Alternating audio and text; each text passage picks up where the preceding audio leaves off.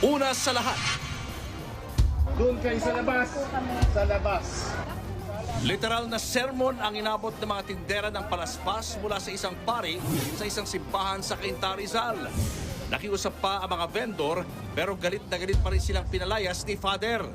Wala ang pakialam kung matagal na. Labas! Pinuntahan ng News 5 ang naturang simbahan para malaman ang buong kwento. Abangan yan maya-maya lang. Ngayong ika-14 na araw ng Abril, taong 2025. News 5 exclusive. Lalaking ng hostage ng bata sa Parañaque, sinunggaban ng pulis at kinuyog ng taong bayan. Dalawang construction worker, patay ng gumuho ang tinutuntungan nilang scaffolding sa isang ginagawang mall sa Santa Rosa, Laguna. Sitwasyon ng mga biyahero ngayong Semana Santa. Sisilipin natin live. Mga illegal na bus terminal sa Pasay, sinita ng DOTR. Inip na ba kayo? Cavite, Pasay at Isabela nakapagtala ng delikadong heat index ngayong Lunes Santo. Alyansa ng administrasyon, pinagkimit-balikat lang ang lumabas na litratong kasama ni VP Sara, sina Camille Villar at si Senator Amy Marcos. Kerwin Espinosa, binanatan si Congressman Richard Gomez. Maghinay-hinay raw sa paghusga si Goma na nagsabing scripted ang nangyaring ambush. Ito naman ang kwentong may kurot sa puso. Tatay na may kapansanan, umakyat sa stage at sinabitan ng medalya ang gumraduate niyang anak. Eksklusibo silang nakapareham ng News 5. At eto na nga, Marjorie Barreto, hindi na nakapagtimpi kay Dennis Padilla. Maangas ka, Dennis Padilla. Hindi ka mabuti sa akin.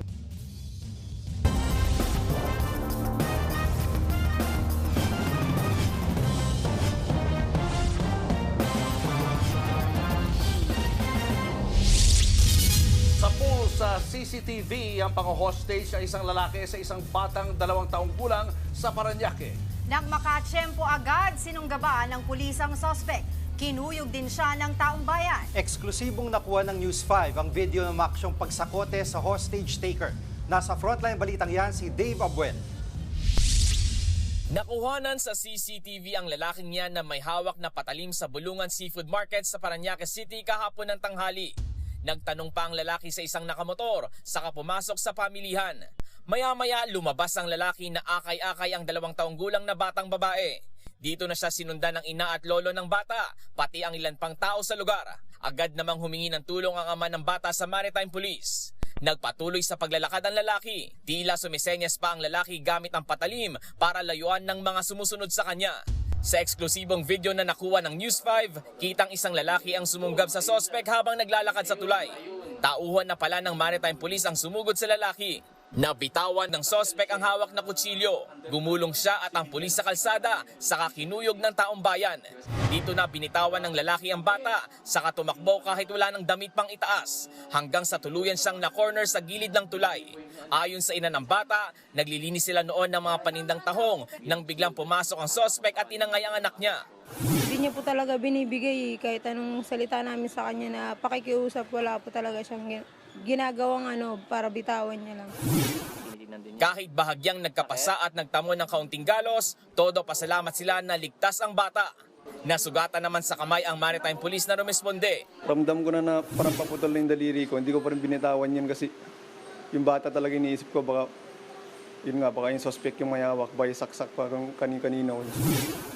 Ayon sa mga otoridad, hindi residente sa lugar ang lalaki. May nauna raw nakaalitan nito bago pa nangyari ang pang-hostage sa bata. Sinaksak yung lalaki na nasugatan. Pumunta dito sa amin nagreklamo.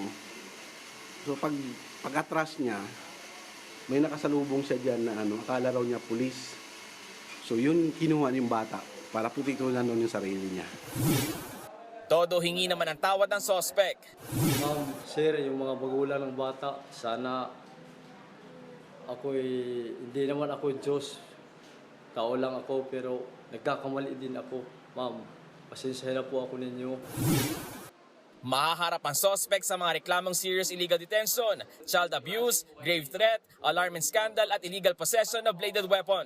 Nagbabalita mula sa Frontline, Dave Abuel, News 5. Patay ang dalawang trabahador matapos gumuho ang scaffolding sa ginagawang mall sa Santa Rosa, Laguna. Inabot ng 5 oras bago na-recover ang mga biktima. Nasa frontline ng balitang yan si Brian Basa. Kita sa larawang ito ang pinsala mula sa gumuhong ikalawang palapag ng ginagawang mall sa Barangay Santo Domingo, Santa Rosa, Laguna. Nasa ilalim ang 2 construction worker na natabunan ng guho. Ayon sa Santa Rosa Police, nagbubuhos ng simento ang 2 construction worker nang biglang bumigay ang kanilang tinutuntungan. Pipa po. Yung semento doon sa taas.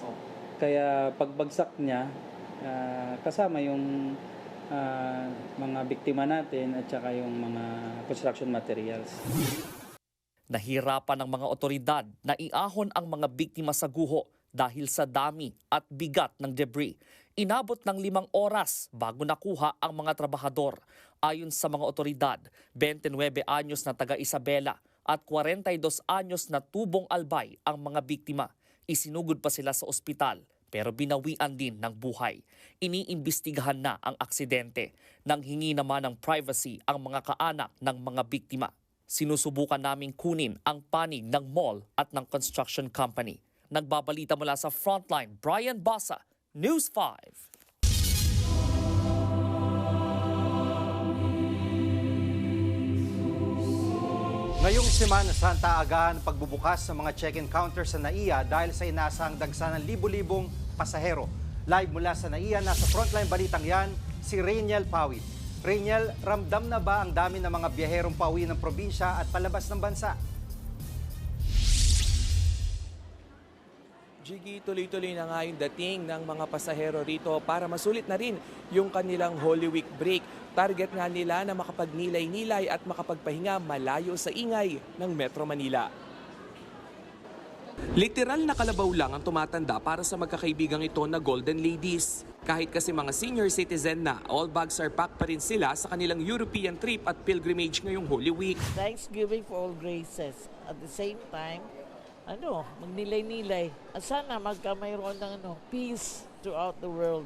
Isa lamang si Lola Telma sa libu-libong biyahero ng NAIA ngayong Holy Week break. Noong isang linggo, nag-abiso ang Manila International Airport Authority na posibleng magkaroon ng 20% increase sa bilang ng mga pasahero o nasa 155 hanggang 157,000 kada araw ngayong Semana Santa. Para iwas abala at pila, mas pinaaga nila ang pagbubukas ng mga check-in counter ng bawat flight. Kung kinakailangan magbukas sila ng 4 hours before para hindi na magpila ang mga passengers natin, ay mangyayari na yan.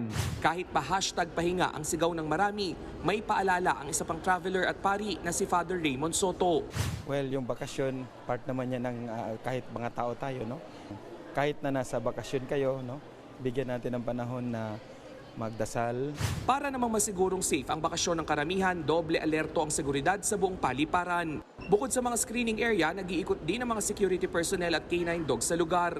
Mas pinaluwag din ang parking area para sa mga maghahatid at susundo ng mga biyahero. Sa NAIA Terminal 3 may 12 ng immigration counters. May pahingahan na rin ang mga OFW sa bagong bukas na lounge at nagdagdag pa ng 48 immigration officers at acting immigration officers para sa dagsa ng mga biyahero.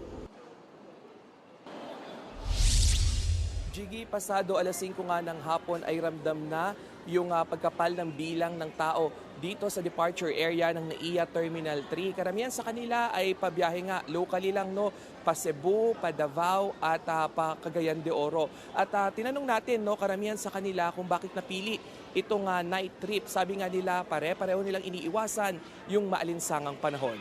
Jiggy. Maraming salamat, Rainiel Pawit.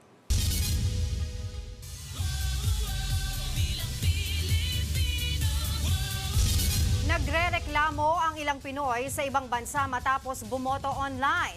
Hindi raw tugma ang mga binoto nila sa lumabas sa kanilang QR code. May paliwanag naman dyan ang COMELEC. Nasa frontline ang balitang yan si Kari Cator. Kumakalat ang mga post ng ilang Pinoy sa ibang bansa sa pagsisimula ng internet voting para sa Bilang Pilipino 2025. Ayon sa isa na nasa Singapore, hindi tugma ang mga pangalan ng mga binoto niya sa lumabas sa kanyang encrypted QR code. Ang nakita niya rito, mga kandidatong hindi naman daw niya pinili. Tanong tuloy niya, paano nila malalaman kung tama ba ang mga binilang na boto nila? May paliwanag dyan ang COMELEC. Pag pinindot po kasi nila yung QR code, ang lalabas po doon, hindi na yung pangalan ng mga kandidato na kanila pong binoto. Lalabas po dyan ay machine-readable codes ng lahat ng kandidato. Bakit? Hindi po talaga namin bibigay yung mismong pangalan pagkatapos ma-cast kasi pwedeng gamitin sa vote buying. Ayon pa kay COMELEC Chairman George Garcia, random ang mga pangalan sa QR code. Hindi raw ibig sabihin na sila ang mga binoto sa balota. Pwede naman daw ma-check kung tama ang nabilang ng mga boto sa halos 80 posts ng COMELEC sa ibang bansa. Pero magagawa lang yan matapos ang botohan sa May 12. Ang resibo ay hanggang dyan lang sa loob ng presinto at ito ay idedeposito sa ating ballot box. Kahit sa araw ng eleksyon, yung mga resibo natin, meron po siyang QR code. Kahit subukan po ng mga botante na barilin nyo ng cellphone nila o i-capture, wala po silang makukuha din doon. Hindi po sila otorisado, hindi natin talaga yon papayagan kasi nga paglabas, mapapakita nila yung picture sa QR code at pagkatapos pwedeng gawing basihan ng vote buying. Hindi mo nga pinayagan maglabas ng resibo pinayagan mo na magpicture. Ang election watchdogs na NAMFREL at PPCRV magkakaroon din daw ng sariling beripikasyon ng mga botong nakapaloob sa mga encrypted QR code. Sabi ng COMELEC, normal namang magkaroon ng agam-agam ang mga Pinoy sa ibang bansa, lalo't ito ang unang beses na nagsasagawa ng online voting. Pero wag daw sana itong maging dahilan para hindi na sila bumoto. Inaasahan ng COMELEC na hindi bababa sa 55% ng 1.2 million registered overseas voters ang mga boboto ngayong taon. Pero sa kasalukuyan, nasa 55,000 pa lang ang nag-enroll sa internet voting. Hinikayat din ng palasyo ang mga OFW na makiisa sa botohan. Ito po ay karapatan po talaga nila. Dito po nila mapapakita ang kanilang boses. Bumoto po kayo ng nararapat.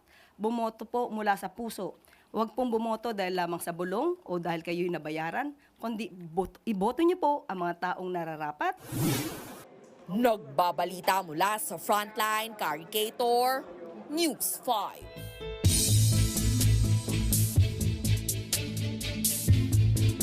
Nag-alay ng dasal ang mga taga-suporta ni dating Pangulong Rodrigo Duterte na nakakulong pa rin sa ICC. Patuloy nilang hinihiling na pauwi na sa bansa si Digong.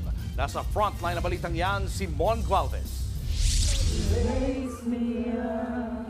Sama-samang nagsindi ng kandila, nagdasal at nagsikanta ng mga taga-suporta ni dating Pangulong Rodrigo Duterte para sa isang buwan na niyang pananatili sa kulungan ng International Criminal Court dito sa The Hague. Ginawa ang prayer vigil sa tapat mismo ng ICC. Ang panawagan pa rin nila, pauwi na sa bansa ang dating Pangulo. Dumalo rin sa prayer rally ang common law wife ni Digong na si Hanilet Avancenia. Pinapalakas na namin ang loob niya. Sabi ko, pray lang tayo. Pananampalataya na sa Diyos. Sabi niya, kung ano daw ang will ng Panginoon sa kanya. Yun ang... Ang simpleng hiling daw ngayon ni Hanilet, konsiderasyon para sa 80 anyos ng dating Pangulo. Awa na lang, miski wag nyo na lang alawin. Wag nyo na lang respetuhin. Awa na lang. Total, nagserbisyo naman yan, di ba? Nakiisa rin sa pagtitipon ang iba pang mga kaalyado ng dating Pangulo, gaya ni dating Executive Secretary Salvador Medialdea na ngayon lang uli humarap sa publiko matapos ma-ospital at sumailalim sa medical heart procedure sa The Hague. Pati na si dating Presidential Spokesperson Harry Roque na isang linggo ring hindi nagpakita sa lugar. Git niya, mas titindi pa raw mararanasang panggigipit matapos pagbintangan siya umanong nagpakalat ng pulburon video ni Pangulong Bongbong Marcos. Dahil ang pulburonic video po ang nagbigay patunay sa matagal nang sinasabi ni Tatay Digong na matagal na niyang alam na gumagamit ng pinagbabawal na droga ang Marcos Jr. Una nang sinabi ng NBI base sa kanila forensic analysis na hindi ang Pangulo ang nasa video. 5 buwan pa bago muling sasalang si dating Pangulong Duterte sa ICC Court para sa confirmation of charges. At sa mga panahon bago yan, nakatakdang din ginaman ng iba't ibang motion ng pwedeng ihain ng magkabilang kampo, kabilang na ang posibleng interim release ng dating Pangulo. Mula rito sa The Netherlands, nagbabalita mula sa Frontline, Mon Gualvez, News 5. Balik bansa ng grupong pinadala ng Pilipinas para tumulong sa search and rescue operation sa Myanmar. Lumapag sa Villamor Air Base kagabi ang C-130 plane na sakay ang 89 na Pinoy. Kabilang dito ang mga tauhan mula sa Office of Civil Defense, Philippine Air Force, Army, DOH, MMDA, BFP at DNR. Sinalubong sila ng mga opisyal ng gobyerno at kinilala bilang mga bayani para sa pagtulong nila sa mga naapektuhan ng magnitude 7.7 na lindol. Bukod kasi sa search and rescue, inalalayan din nila at binigyan therapy ang mga nakaranas ng trauma dahil sa lindol. Sa pinakahuling tala, mahigit 3,600 ang namatay sa lindol, mahigit 5,000 sugatan, habang may mahigit 100 pa ang nawawala. Wala pang holiday pero dagsana ang mga turista sa summer capital ng Pilipinas, ang Baguio City. Doon kasi nila gustong magpalamig lalo pa ngayon na sobrang init sa Maynila. Nasa frontline ng balitang yan si Marian Enriquez. Pami-pamilyang magbabarkada ang namamasyal sa The Mansion. Dito namin naabutan ng magbabarkada mula pa Cavite. Sinusulit nila ang lamig ng Baguio. Maganda yung weather, malamig. Kasi sa Cavite kasi mainit eh. Actually, bawal nga dapat mamasyal eh. You have to stay sa house pag ganitong mahal na araw. Pero nag-i-evolve eh. Millennial na rin kami. Siyempre, kailangan namin i-adapt yun, di ba? Ang pamilya Gardo naman mula Bulacan napiling sa Baguio mag-Semana Santa. Una magpalamig kasi mainit talaga doon sa lugar namin sa baba. Kaya mas dito napili namin lugar. Kaya ito yung pinasyalan namin ngayong Lenten season. Marami ring tao sa Mines View Park. Bukod sa view, patok sa mga turista ang pagpapapicture suot ang tradisyonal na kasuotan. Napansin ko rito, lahat ng tao nakangiti. Paano malamig eh? Doon sa amin kahit maganda na ipupuntahan mo, nakasimangot ka dahil nakakainit. Inaasahang nasa 130,000 hanggang 150,000 na turista ang aakyat ng City of Pines ngayong Semana Santa. Kung ilan naman napiling mamasyal, may ibang bumiyahe na sa kani-kanilang probinsya habang maaga pa. Ngayon lang kasi kunti lang medyo tao. Mas maganda pa, ma'am? Maganda ngayon. Sabi ng dispatcher ng isa sa mga bus line sa Baguio City, posibleng dumagsa ang mga pasahero simula bukas hanggang sa Huwebes. Nagbabalita mula sa Frontline, Marian Enriquez, News 5. Showbiz, eto na nga! Mga kapatid, eto na nga ang mga umaaribang showbiz balita ngayong Lunes. Patuloy na umaariba ang kapatid sitcom na The Purse Family na pinagbibidahan ng Mulak Family. Isa sa trending episodes niya ng eksena kasama si Ashton Olviga. Nasa frontline ng balitang yan, si MJ Marfori. Sumakses ng bonggang-bongga ang kapatid sitcom na The Purse Family na 3 linggo nang trending. Hindi lang sa Pilipinas, kundi worldwide pa. Bunga yan ng natural na kulitan at saya nila sa set. At meron ding mga bagong cast. Kulitan, of course. We've been having a lot of fun recently. Especially since kasama natin si Kuya Jay and Ate Kim. Ang saya, they're the best. Ang sobrang right na yung set. It's super fun to tape. Even kasama din yung Gen Z cast. Kasama sina Ross, Ash, and Yan. Bukod sa The Purse Family, busy ngayon si Atasha Mulak sa highly anticipated solo lead series niya na Bad Genius, na sinasakop ng majority ng kanyang schedule ngayon. Tinodo pa raw ni Tash sa original dahil sa serye, siya ang unang gaganap sa role na siya mismo ang nagka-classical piano ng mga Beethoven at Mozart. Lupet, Tash! Ito po yung first project na where I'm actually playing the piano myself. So I'm doing all of the shots. This project is such a great project and I don't want to take it for granted. I want to give it 100% ko. Hinga rin daw niya ang The Purse Family at bonus pa raw na hit ito ngayon mula sa henerasyon ng mga Gen Z hanggang sa Boomers. Isa nga sa mga nag-trending ngayang eksena na ito ni Aga kung saan hinatak niya si Ashley Olviga. Kwento ni Ash, adlib daw yun kaya natameme na lang siya sa eksena. Katulad po nung nagulat po ako, hindi po ako prepared. Nakagano na lang ako, wala akong mahimik. Next, sa susunod, prepared na ako. Pag may sinabi siya, kaya ko na po magsalita.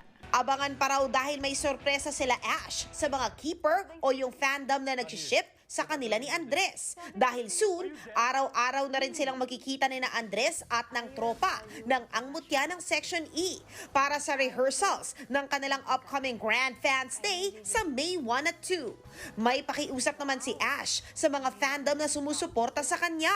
Nagkakaganyan naman sila kasi love nila kami. Kaya sobrang thank you and ayun, sana less away na. Lahat tayo love lang. Abangan ng The Purse Family tuwing linggo, dito lang sa TV5. Nagbabalita mula sa Frontline. MJ Marfori, News 5. Susunod sa Pulsa Video, mga nagtitinda ng palaspas, bakit kaya kina-high blood ni Father? Doon kayo sa labas.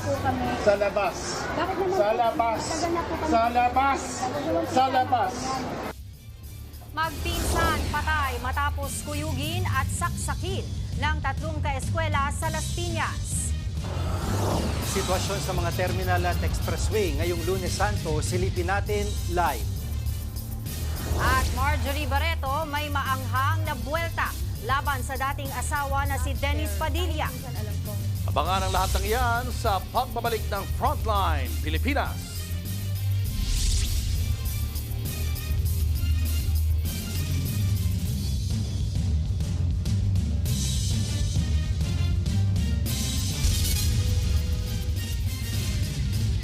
Mga kapatid, Julius Babaw po. Nasa Middle East o sa amang dako ka ng mundo, manatiling may alam at may pakialam sa mga maiinit na balita dito sa ating bansa. Simulan po natin ang bawat araw sa tuloy-tuloy na balitaan sa Frontline. Mag-follow at mag-subscribe sa social media pages ng News 5.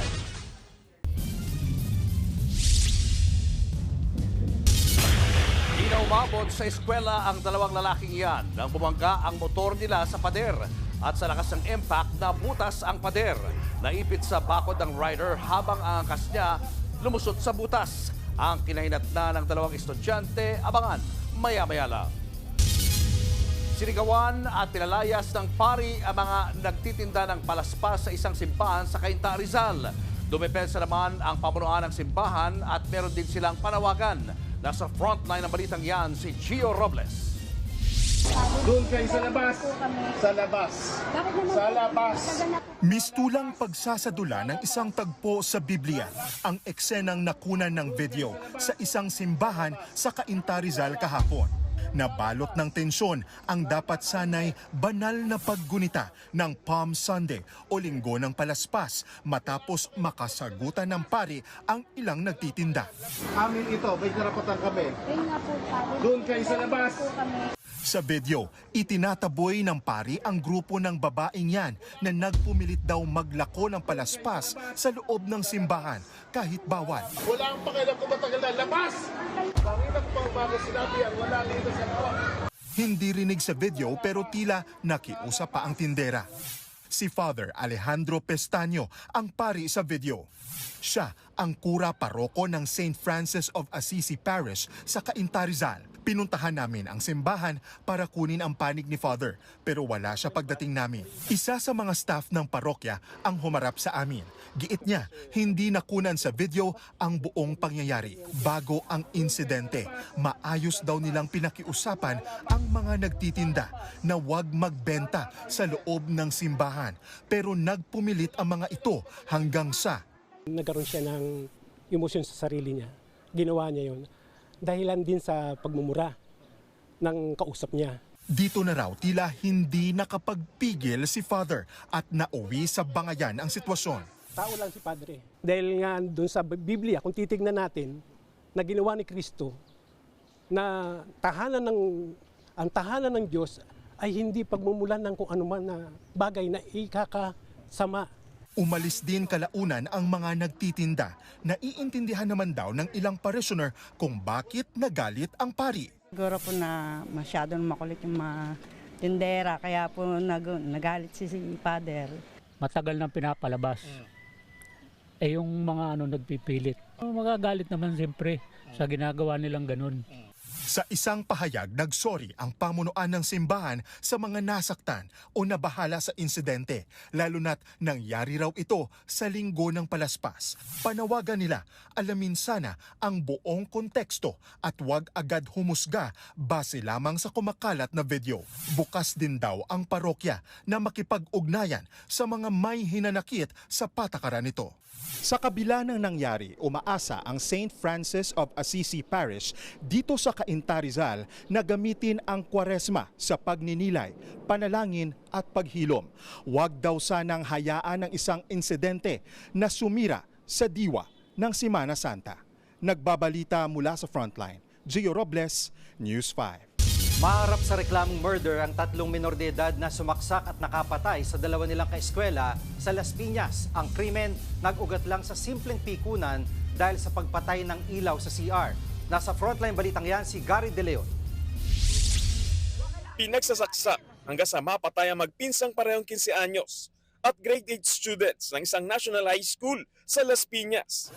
Kinilala ang mga biktima na sina Ray Enzo Francisco at Joshua Chavez. Malayo pa lang, nakita ko na may mga trouble na yung mga estudyante. Hindi ko alam na mga pamangkin ko yung mga sangkot doon sa away. Tapos yung andun na kami mismo sa harap ng mga ng trouble ng mga estudyante. Nagulat na lang ako, naka-plak down na yung mga pamangkin ko. Pamangkin ko wala yung mga yung mga may tama. Biyernes ng gabi, nang biglang pinagtulungan ng 3 lalaki ang magpinsan. Dead on arrival sila sa ospital. Agad namang hinuli sa bahay nila sa Las Piñas ang 3 lalaking suspect na kaeskwela ng mga biktima. Nabutan yung nanaksak at nakatakbo na. Ngayon, nagtanong-tanong na lang kami kung sino yung nagsaksak. So kasama ko na yung tropang kapulisan. So may nakuha kaming witness, kaya nahuli naman yung nanaksak. Sa investigasyon, lumalabas na nagpasundo si Chavez sa kanyang pinsan dahil pinagbantaan siya ng isa sa mga suspect na grade 9 students. Nagalit daw ang suspect na aksidenteng mapatay ni Chavez ang ilaw sa comfort room. Doon kasi nagtatago ang suspect habang naglalaro ng online game sa kanyang cellphone. Nagkasagutan sila dahil itong isa sa mga biktima, pinapatay sindi yung ilaw. Probably he felt, we were assuming na he felt offended. At nagkaroon sila ng sagot. Dahil dyan, tinawag ng suspect ang 2 niyang kasamahan. Inabangan nila si Chavez noong uwian. Sinaksak sa dibdib si Chavez, habang sa leeg naman napuruan ang sumundo sa kanyang si Francisco. Kahit mga menor de edad, maharap sa reklamong murder ng 3 suspect, lalo't lumalabas na planado ang pagpatay. Tumanggi na magbigay ng pahayag ang paaralan ng mga biktima at suspect. Nakikipagtulungan na raw sila sa investigasyon at nagpahatid na rin ng tulong sa pamilya ng mga biktima. Kaya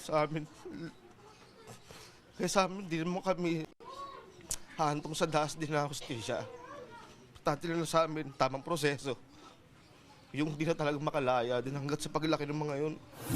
Kinundina naman ng Malacanang ang insidente at pinaiimbestigahan na ito sa Department of Education. Naisa lang nasa inquest sa kasong murder ang 3 estudyanteng suspect. Dahil mga menor de edad sila, ang isa ay dadali sa DSWD habang ang 2 naman ay sabay pag-asa. Nagbabalita mula sa Frontline, Gary De Leon, News 5. Bawal nang bumiyahe at maharap pa sa patong-patong na reklamo ang nakaligtas sa driver ng tumaob na jeep sa Commonwealth Avenue sa Quezon City. 2 sakay niya ang namatay nang tumilapon mula sa jeep. Nasa Frontline ang balitang yan si Dave Abuel. Gumewang hanggang sa biglang tumagilid ang pampasaherong jeep na yan sa Commonwealth Avenue kahapon ng umaga. Nasagi pa nito ang likuran ng isang modern jeep at passenger side ng isang kotse bago tuluyang tumaob. 2 pasahero ng jeep ang tumilapon at humandusay sa kalsada. Kita rin ang tumaob na jeep at ilang nakaligtas na pasahero nito. Ayon sa driver ng nabanggang kotse, binusinahan pa niya ang jeep nang makita niyang dumidikit ito sa kanya. Umiwas siya. Nung umiwas, pagdating sa bandang unahan, na malayan ko lang, pagiwang-giwang na siya. Hanggat na tumama sa akin, inabot ako. 2 pasahero ng jeep ang namatay, habang 16 ang nasugatan. Ang isa sa kanila, nagkapasa at sugat sa ulo na kinailangan pang tahiin. Ako ang pinakahuling nakababa kasi medyo naipit ako. Ang iba nakababa na. Yung katawan ko, baywang ko sumasakit at saka yung balikat ko. Kabilang naman sa mga nasawi ang 19 anyos na lalaki. Ayon sa kanyang mga kaanak, kukuha sana ito ng entrance exam sa kursong accountancy. Sa driver seat po kasi siya eh. Sobrang sakit po kasi napakasipag po nun eh. Sipag mag-aral, varsity sa school. Gusto niya talaga makapag-aral.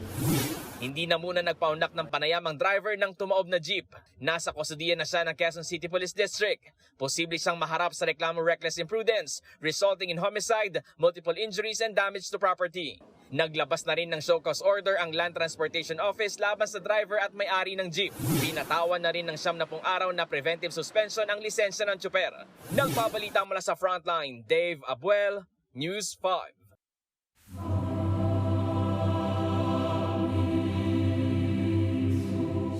Sinita ng Department of Transportation ang ilang illegal na bus terminal sa EDSA Pasay na ipapasara raw matapos ang Semana Santa. Sa PTEX naman, buhos pa rin ang mga pasaherong pauwi sa kanilang mga probinsya. Live mula sa PTEX, nasa frontline na balitang yan si Gerard de la Peña. Gerard, anong nangyari sa pag-inspeksyon sa mga terminal dyan?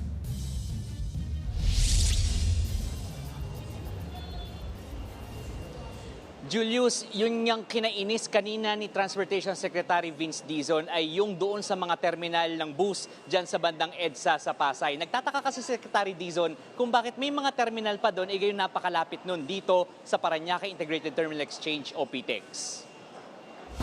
Walang tigil ng dating ng mga pasahero sa Parañaque Integrated Terminal Exchange o PTEX. Ang ilang biyahe, fully booked na.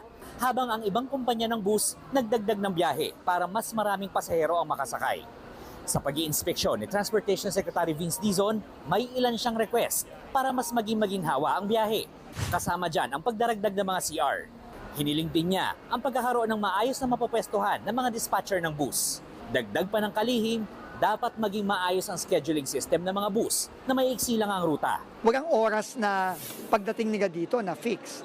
Problema yon, no? Kailangan kung ano yung sistema natin para doon sa mga mahahabang biyahe, ganon din ang sistema para doon sa mga maiigsing biyahe. Sunod na sinilip ni Dizon ang mga terminal ng bus sa EDSA Pasay. Dito siya na bad trip. Walang maayos na waiting area para sa mga pasahero sa gitna ng maalikabok at mainit na garahe. Hindi na nga maayos ang CR at hindi rin daw nasusunod ang oras ng pagdating ng mga bus. Kitang-kita mo naman, hirap na hirap yung mga kababayan natin. Hindi ba? I mean, they deserve better than this. Look at this. Diba? And illegal ito. This is not a legal terminal. Ayon naman sa mga pasahero, mas madali para sa kanila ang terminal dito. Doon kami nagpa-reserve. Kaya lang, dadaan naman daw dito. Sabi ko, kung pwedeng pick up na lang dito. Sayang ang taxi, di ba? Magkano din singil ng mga taxi, mga 400, 500, papunta lang doon. Tapos, kung dito naman, gagasto ka lang mga 20, malapit na. Hindi na muna ipapasara ng DOTR ang mga illegal na bus terminal na ito dahil may mga pasahero na nakabili ng mga tiket pauwi ng probinsya. Tatalakayin daw nila ito matapos ang Semana Santa. Nagsasagawa na rin ng pag-aaral ang ahensya sa pagpapagawa ng isang pasilidad na gaya ng PTEX na ipapatayo naman sa Valenzuela para sa mga biyaheng norte.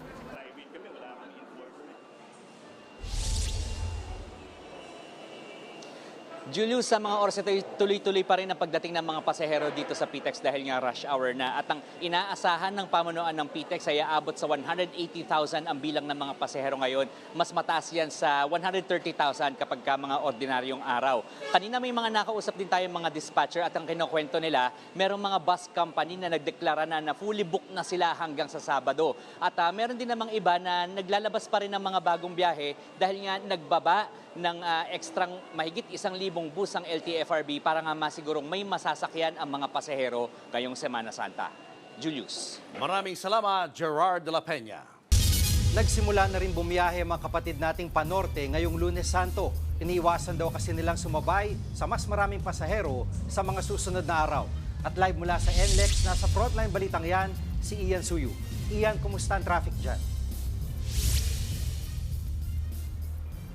Jiggy, tuloy-tuloy na nga ang pagdating ng mga sasakyan dito sa North Luzon Expressway o NLEX ngayong Lunes Santo. At karamihan nga sa mga sasakyan na yan, mas minabuting ngayon na lang daw bumiyahe para hindi na sumabay sa mabigat na daloy ng trapiko sa mga susunod na araw. Tanghali pa lang ganito na ang sitwasyon dito sa may Balintawak exit. May build-up na ng mga sasakyan na patungo sa kani-kanilang mga probinsya para magbakasyon ngayong Holy Week. Pero kahit maaga ang biyahe, problemado sila dahil sa tindi ng init. Ang ilan nga sa kanila nag-stop over muna para magpalamig. Sa tala ng NLEX Management, papalo sa 385,000 kada araw ang mga sasakyang daraan ngayong Holy Week. Mas mataas yan ng 35,000 kumpara sa usual average nito na nasa 350,000. Inaasahan din ng NLEX na magiging peak ng traffic ay sa Miyerkules Santo hanggang Huwebes Santo ng hapon na po yan. Yan kasi ay kadalasang bakasyon ng mga kapatid natin na nagtatrabaho galing sa Metro Manila. Magdaragdag naman daw ang pamunuan ng NLEX ng 2,000 personnel para masigurong magiging mas maayos ang daloy ng mga biyahe. Handa namang magbukas ng karagdagang zipper lanes ang NLEX kung sakaling bibigat ang trapiko sa mga susunod na araw. Bubuksan ang Balintawak hanggang Marilao at San Fernando northbound lane hanggang sa Dau sa Huwebes. Sa Sabado naman, bubuksan ang Dau pabalik ng San Fernando pa southbound. At sa Linggo naman, bubuksan ang Balagtas hanggang Bukawi at Bukawi, diretso Balintawak na po yan pa southbound. Sa mga daraan naman sa Mindanao Avenue Extension, may ongoing road repair sa magkabilang panig niyan, kaya't posibleng magkaroon ng moderate traffic sa bahaging yan. Jiggy, dito nga sa aking likuran mapapansin nyo yung build-up ng mga sasakyan na patungong norte. At mahalagang paalala na rin natin sa ating mga kapatid na babiyahe ngayon, siguraduhin pong kumpleto ang inyong mga gamit. Pati na rin po yung load sa RFID ninyo para maiwasan yung anumang hassle sa daan. At dahil medyo mainit nga ang temperatura sa mga parating na araw, mas mabuti po to stay hydrated. Magbaon ng maraming tubig at lamig ng ulo sa daan. Yan muna ang latest dito sa NLEX Balintawak.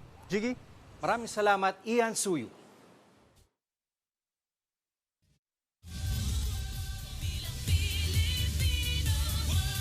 Kumakalat ngayon ang mga litrato ni Vice President Sara Duterte na ini-endorso sina Camille Villar at Senator Amy Marcos. Pero ipinagkibit balikat lamang yan ng campaign manager ng Alyansa ng Bagong Pilipinas. Nasa frontline ng balitang yan si Mean Los Baños. Pinag-uusapan ngayon sa social media ang larawang ito ni Vice President Sara Duterte kasama ang tumatakbong senador sa ilalim ng Alyansa para sa Bagong Pilipinas na si Camille Villar. Kasama rin sa litrato ang ama ni Camille na si Manny Villar. Pinost yan ni Attorney Harry Roque at may caption na "Politics is addition after all." Kumakalat din ang larawang ito na magkasama sina VP Sara at Senator Amy Marcos na kamakailan lang ay kumala sa alyansa. Kanina nga inilabas na ni Senator Amy ang endorsement video sa kanya ng bise. Ang hindi ka-alyansa. Marami ang nagsasalita. Pero matatanda ang sinabi noon ni VP Sara na wala siyang i-endorsong kandidato sa Bilang Pilipino 2025. Nadala na ako, na-scam na ako, nabudol na ako. Hindi ako mag-endorso ng kandidato. Nang matanong naman ang palasyo tungkol sa umunoy pag-endorso ni VP Sara sa ilang kandidato ng alyansa, ano man po yung iba pang mga detalye patungkol po dito sa recent incidents ay si Congressman Toby Chanco po ang may authority to talk about. Pero ang campaign manager ng alyansa na si Congressman Toby Chanco tila hindi ito ininda. Welcome nga raw ang mga ganitong pag-endorso dahil sa eleksyon, anumang suporta ay malaking bagay. Katunayan, nakuha ng ilang taga-alyansa ang suporta ni One Cebu Party Head Governor Gwen Garcia. Sa campaign rally nitong weekend sa Cebu, inendorso ni Garcia sina Manny Pacquiao, Tito Soto, Ping Lacson, Bong Revilla, Pia Cayetano, Camille Villar, Francis Tolentino, Benher Abanos at Abby Binay. Wala sina Senator Amy Marcos, Tito Lapid at Erwin Tulfo. Ayon kay Governor Garcia, nakabatay sa ideolohiya at prinsipyo ng kanilang partido ang pagsuporta nila sa kandidato. Ang pinili raw nila ay yung may malasakit sa Cebu, pero may patama siya sa mga nasa pamahalaan. Ambot lang karon ni noon sa kauluhan. Itong mga dagko dito, sige away-away. Pag-away lang mo dihag inyo. Ay, miga pila diri. Walang pinangalanan ang gobernadora pero giit niya, walang mabuting naidulot sa bansa ang pag-aaway ng mga nasa itaas. Amoy pagpili sa inyong impyerno kay dinhi sa Subo, langit ang among gitinguha. Ayaw tugti ang mga kampon sa kangitngit nga maoy magbuak-buak na usab kanato. Nilinaw naman ni Garcia na nirerespeto niya si Pangulong Bongbong Marcos at kailanman daw hindi siya nagsalita laban sa mga Duterte lalo't malaki raw ang utang na loob niya sa dating Pangulo. Nagbabalita mula sa Frontline, Mean Los Baños, News 5. Nag-react si Pangulong Bongbong Marcos sa content ng Russian-American vlogger na kamakailan ay inaresto dahil sa pambabasto sa mga Pinoy sa Taguig City. Sira ulo ko. Hindi naman Pilipino, pwede ko mamurahin. Ayon sa Pangulo, kagalit-galit ang ginawa ng dayuhang vlogger. Dapat daw tayong pumalag sa mga bully, lalo na sa mga magtatangkang pumasok sa bansa para lang hamakin at gawing katatawanan ang mga Pilipino.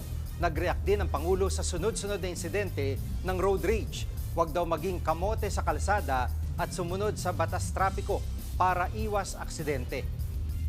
Ang tatapang na natin lahat, siga lahat. Huwag maging kamote. Masyado nang madami yan. Yung ibang tao din sa paligid, umawat tayo.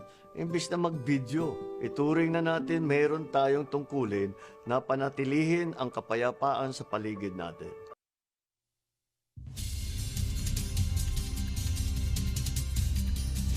Update naman tayo sa lagay ng panahon kasama ang ating weather frontliner na si Alvin Pura.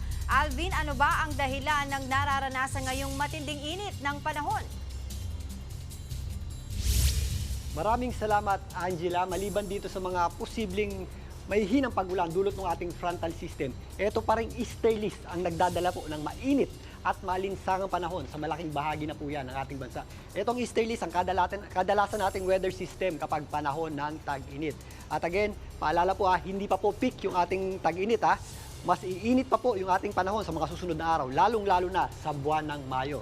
Sa katunayan, ngayong araw na ito, tinatayang umabot sa hanggang 44 o 43 hanggang 44 degrees Celsius yung ating heat index dyan po sa may area ng Pasay. Kaya sa mga nandyan po sa may PITX na bibiyahe ngayong araw na ito, although paggabi na, magbaon pa rin po tayo at uminom ng sapat na dami ng tubig dahil maalinsangan pa rin po yung ating panahon. Umabot din sa hanggang 44 degrees Celsius yung ating heat index ngayong araw na ito, dyan po sa may Cavite at dyan din po sa Isabela. Kahapon, umabot pa yan sa hanggang 47 degrees Celsius na heat index dyan po sa area ng Cavite. Bukas, tinatayang mas mainit po yung ating panahon sa malaking bahagi na po yan ng Luzon. Kung mapapansin nyo, itong mga color red, yan po yung mga areas na may mga tataas na heat index. Tinatayang posibleng umabot sa hanggang 42 to 43 degrees Celsius yung ating heat index dito po sa areas ng Pangasinan, Subic, dyan po sa may Olonga po, kasama na po dyan ng Central Luzon, dyan po sa area ng Tarlac, maging dito sa area ng Bulacan. Hanggang 43 degrees Celsius naman ang ating inaasahang heat index dito po sa area ng Pasay City, maging dito sa area ng Cavite, kasama na po dyan. Ito pong malaking bahagi ng Bicol Region, lalong-lalo na dyan sa area ng Virac. Kung mapapansin nyo, dito rin sa area ng Visayas, marami tayong areas na may kulay pula. Sa area po ng Iloilo, posibleng rin umabot sa hanggang 42 degrees Celsius yung ating heat index. Ganun din po sa may area ng Capiz, kasama na rin po dyan ang area ng Palawan. Dito naman sa Mindanao, although meron tayong mga posibleng thunderstorms tuwing hapon at gabi, kapag wala po tayong pag-ulan, mainit at malinsangan pa rin ang ating panahon at posibleng pumalo sa hanggang 42 degrees Celsius yung ating heat index. Mag-ingat din po tayo dyan.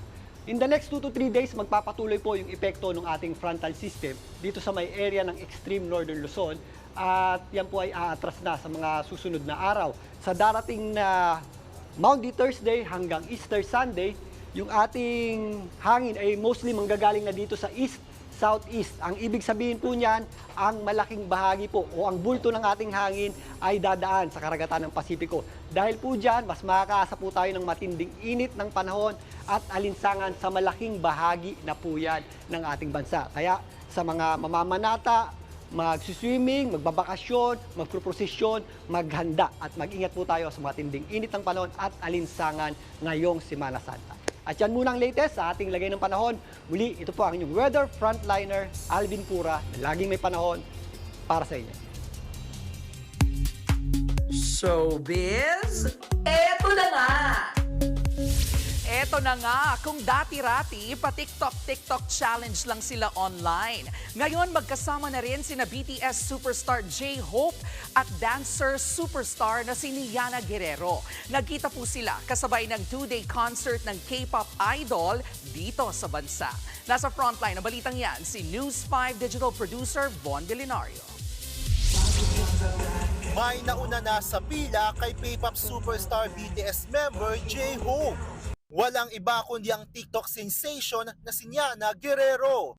Say ni Hobby, Niana here, finally, we met. Matatanda ang panay ang interaction ni na Hobby at Niana sa mga TikTok dance challenge. Gaya na lang ng latest na Mona Lisa kung saan naka-like at comment yan ang K-pop idol. Isa si Niana sa libo-libong armies na present sa Hope on the Stage concert ni BTS member J-Hope nitong weekend sa Mall of Asia Arena. Opening songs pa lang, pasabog na ang performance sa What If at Pandora's Box. Literal namang he sets the stage on fire nang kantahin niya ang Arson. Hataw kung hataw rin ng superstar sa kanyang Sweet Dreams at latest single na Mona Lisa. Bukod sa solo songs, pinerform din ni J-Hope ang ilang BTS songs tulad ng Mic Drop, Babe Say, Disease at iba pa. Nakipagkwentuhan din si Hobby sa fellow armies. Ang armies naman, wala pang uwian ay may request na. For J-Hope, special ang concert na ito lalo na't sa Pilipinas ang simula ng Asia leg ng kanyang world tour. Dahil dyan, panay ang pagsasalita niya ng Filipino. Siyempre, babalik ako dito. I will never forget Manila and make sure to come back. Si J-Hope ang kauna-unahang BTS member na may solo concert sa bansa after almost 8 years. Sold out ang una at pangalawang gabi ng kanyang concert. Sa kanyang live stream naman, ibinahagi ni J-Hope ang mga favorite niyang Filipino food. Garlic rice, crispy sisig. You know, this is my favorite. And then, singgang na papoy sa Sampaloc. Nagbabalita mula sa frontline, Von Belinario, News 5. Susunod, dalawang college student na mag-e-enroll lang sana na aksidente matapos sumalpok sa pader ang sinasakyan nilang motor. News 5 exclusive, nakamotor na traffic enforcer nakaladkad ng truck. At Pinay tennis sensation Alex Ayala patuloy ang pag-angat sa world ranking. Yan at iba pa sa pagbabalik ng Frontline Pilipinas.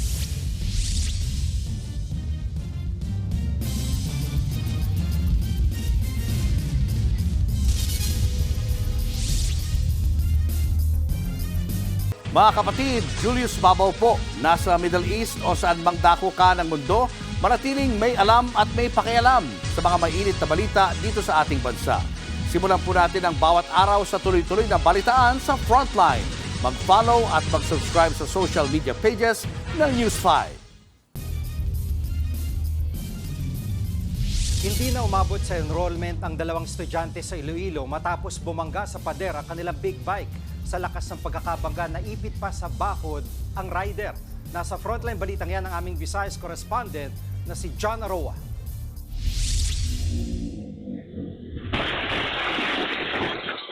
Dinig na dinig ang lakas ng pagsalpok ng big bike sa pader ng bakuran ng isang bahay sa bayan ng Banati, Iloilo.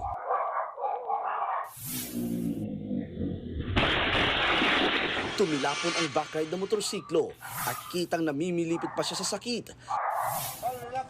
Habang ang rider at ang motorsiklo lumusot sa nawasak na bakod. Agad namang rumesponde ang mga otoridad. Isinugod sa ospital ang dalawang biktima pero idineklarang dead on arrival ang 21 anyos na rider na si Linji Bersabal. Ligtas naman at nakalabas na rin sa ospital ang sugatang backride na si Mark Rice pasyente. Pareho silang college student. Ayon sa mga otoridad, mag-i-enroll sana ngayong araw ang mga estudyante kaya bumiyahe na sila kagabi mula Estancia pa Iloilo City. Yung sasakyan po, ang single na motorsiklo po nila is nag-swerve po para yung lumis po ng landas tsaka bumangga doon sa pader. Inaalam na kung nagka-problema ba ang makina ng motorsiklo kaya ito nadisgrasya. Ayon sa uploader ng mismong CCTV, noong nakaraang taon, nagka-aksidente rin sa parehong lugar. Nagbabalita mula sa Frontline, Janarua, News 5, Visayas. Pinweltahan ni Kerwin Espinosa si late Congressman Richard Gomez. Maghinay-hinay raw sa paghusga si Goma na nagsabing scripted ang nangyaring ambush sa kanya. Nasa frontline na balitang yan si Marian Enriquez. Nakakapag-Facebook Live na si Albuera Leyte mayoral candidate Kerwin Espinosa matapos siyang barilin noong Huwebes. Sa video, kitang ginagamot ang kanyang sugat sa balikat habang nasa loob ng kanyang bahay. May napapansin din daw si Espinosa na tila umaaligid sa kanilang lugar. Breaking news! Naay nangabot ng mga armadong tao sa mansyon ni Kerwin Espinosa. Una nang sinabi ni Espinosa na may halong politika ang pamamaril sa kanya. Persons of interest sa pamamaril kay Espinosa ay ang 7 pulis na nakadestino sa Ormoc City. Isang malaking tanghaga na may taong nag-uutos sa kanila na mataas na politician din. Sana mabigyan to ng pansin ni Mayor Lucy kasi siya ngayon ang alkalde ng Ormoc City. Kung bakit napunta yung mga pulis mo sa aming lugar, sa Albuera, lalong-lalo ka na Congressman Richard Gomez, sana mabigyan mo to ng pansin. Ayon kay Leyte 4th District Representative Richard Gomez, hindi dapat paniwalaan ng mga katulad ni Espinosa na walang kredibilidad at isang self-confessed drug lord. Dagdag pa niya, walang gagawing mabuti si Espinosa.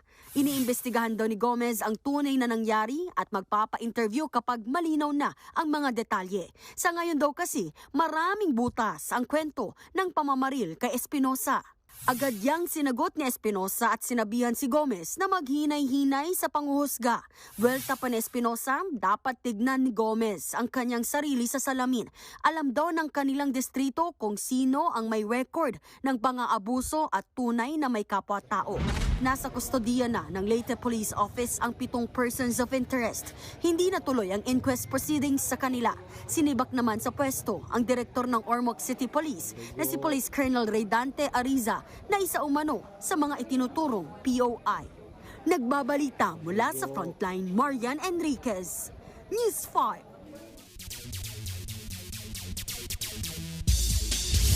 Para samahan naman tayong ihatid ang latest sa Frontline ng sports, makakasama uli natin si PBA champion Diego Dario. Welcome back, Diego.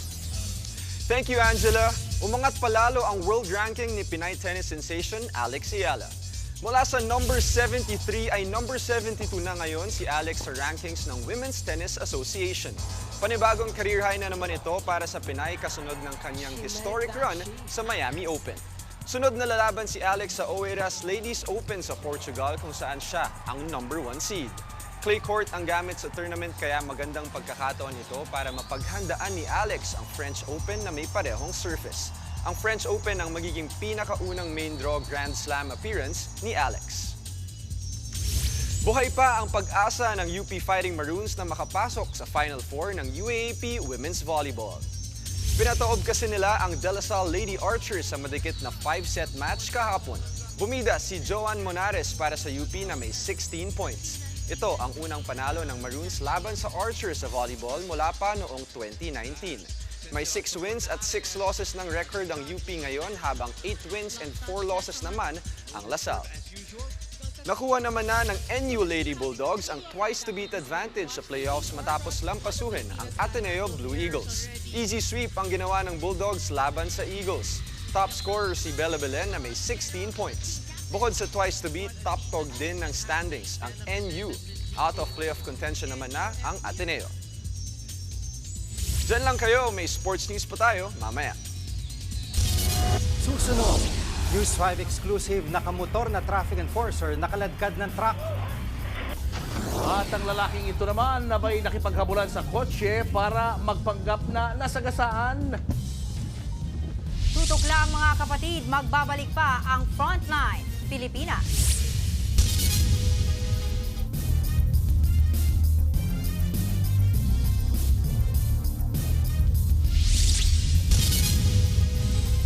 Mga kapatid, Jiggy Manikad po, nasa Middle East o saan mang dako ka ng mundo manatiling may alam at may pakialam sa mga mainit na balita dito sa ating bansa.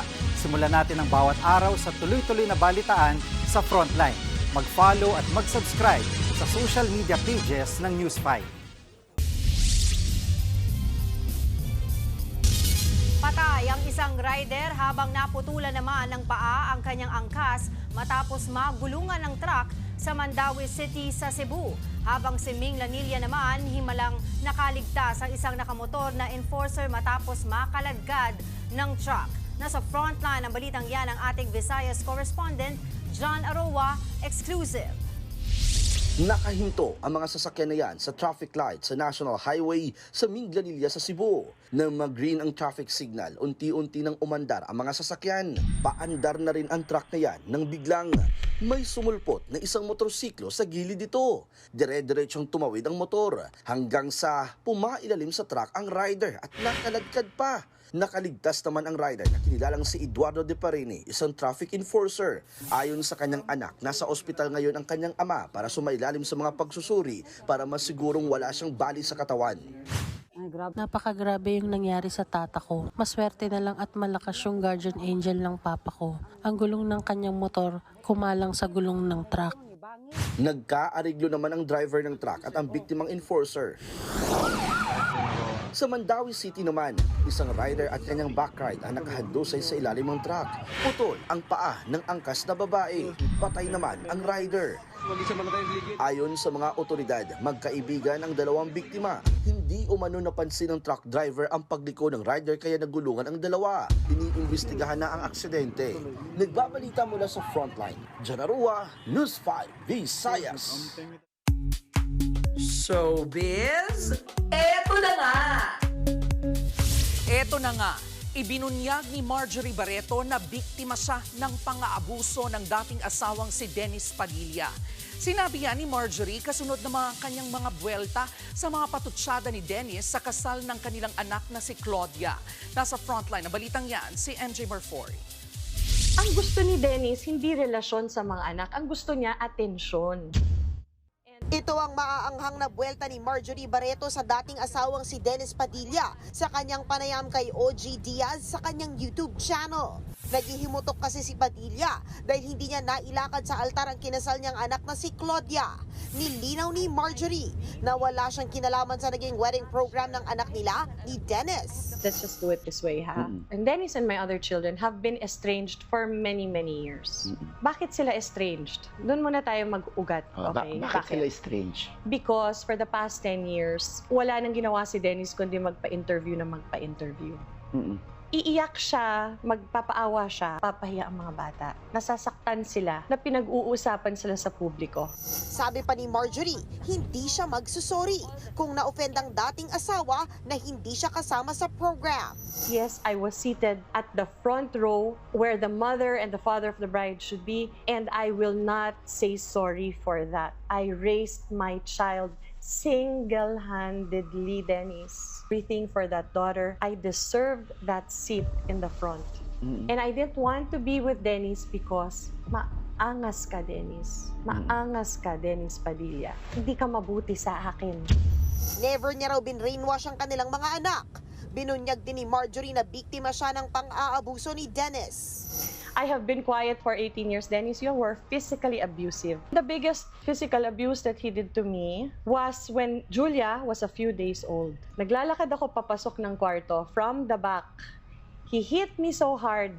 Laking tao ni Dennis, He hit me so hard in my ear. Lumipad talaga ako kasi hindi ka nakailag di ba? Na talaga nawala yung eardrum ko. Out to this day, I suffer that, OG. Wala akong eardrum Wala pang bagong pahayag si Padilla sa mga revelasyon ng dating asawa. Nagbabalita mula sa Frontline. MJ Marfori, News 5. At yan nga po ang ating mga showbiz update ngayong Lunes Santo. Ako po si Jervy Wrightson.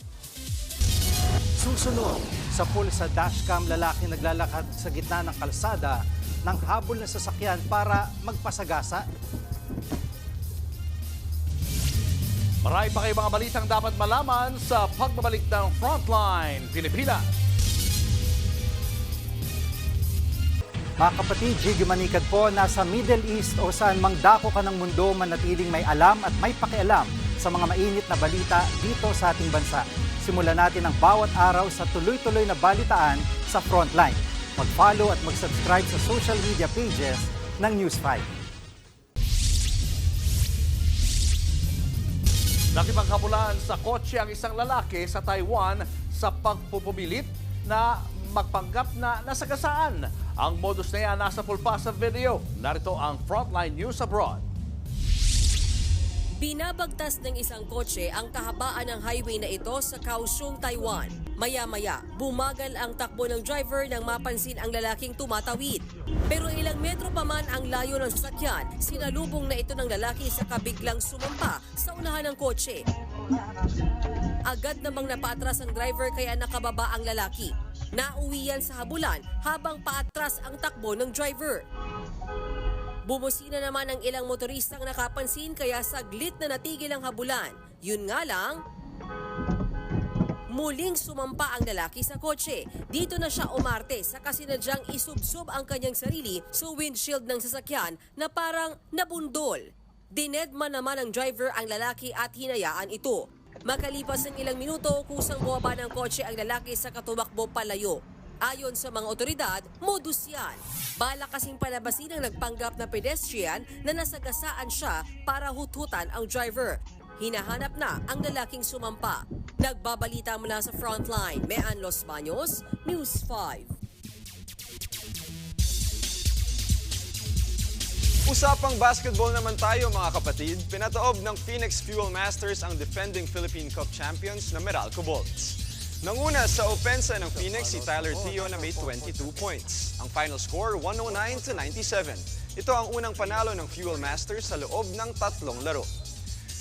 Sa second game, tinambakan naman ng Converge Fiber Xers ang Blackwater Bossing 111-80. May double-double si Justin Arana, 19 points and 11 rebounds, habang ang teammate niyang si Justin Baltazar may 16 points and 11 rebounds. Ikalawang panalo ito ng Converge sa 4 na laro.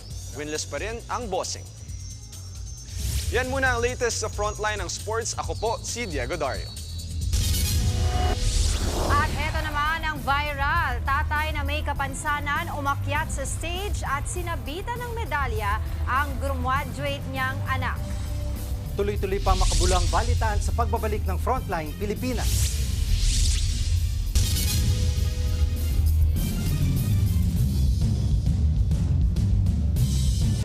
Mga kapatid, Cheryl Cosing po. Nasa Estados Unidos, Canada o saan man dako ka ng mundo, manatiling may alam at may pakialam sa mga maiinit na balita dito sa ating bansa. Simulan natin ang bawat araw sa tuloy-tuloy na balitaan sa Frontline. Mag-follow at mag-subscribe sa social media pages ng News 5. Hinahangaan ngayon ng isang tatay sa Quezon Province. Kahit may kapansanan, naitaguyod niya ang pag-aaral ng kanyang mga anak. Proud na proud nga si tatay na sinabitan ng medalya ang kanyang anak. Panoorin sa report na ito.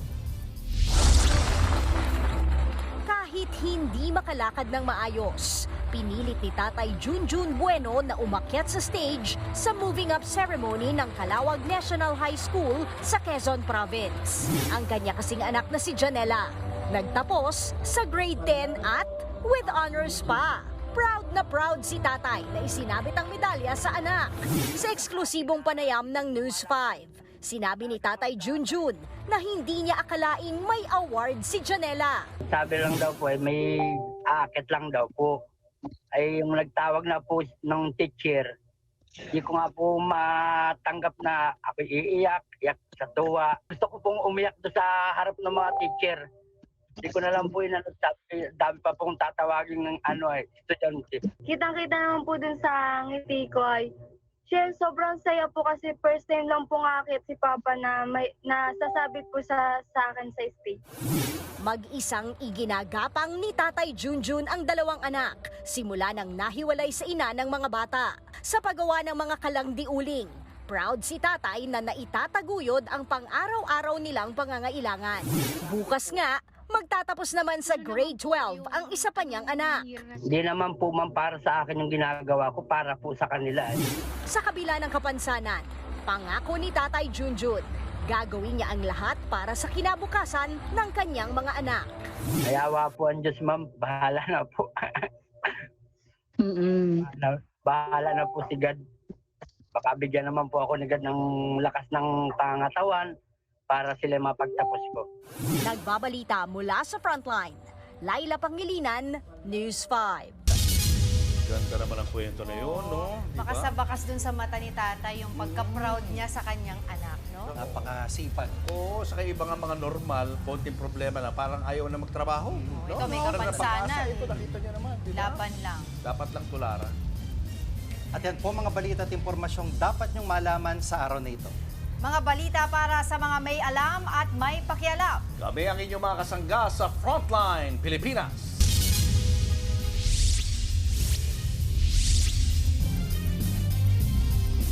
Mga kapatid, Cheryl Cosim po.